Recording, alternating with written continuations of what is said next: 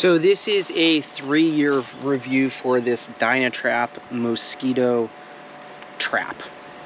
I will say, not impressed with it in the first few months we used it, and then we kind of learned a little bit more about it, and now we're quite impressed. We got this in the middle of a bug season a couple of years ago. Didn't seem like it did anything.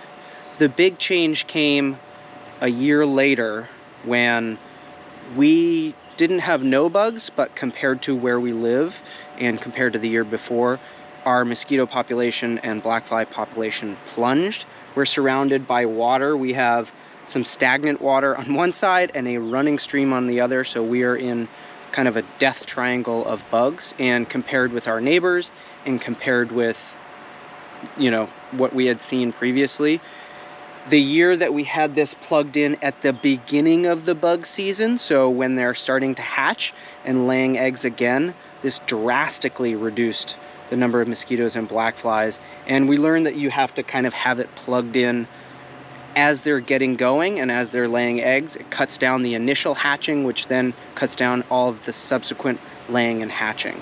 Or that's what we've learned, and that's actually what we've experienced. So if you're gonna get one of these, and I do recommend you do, be aware of when you're plugging it in and when the effect is actually going to happen.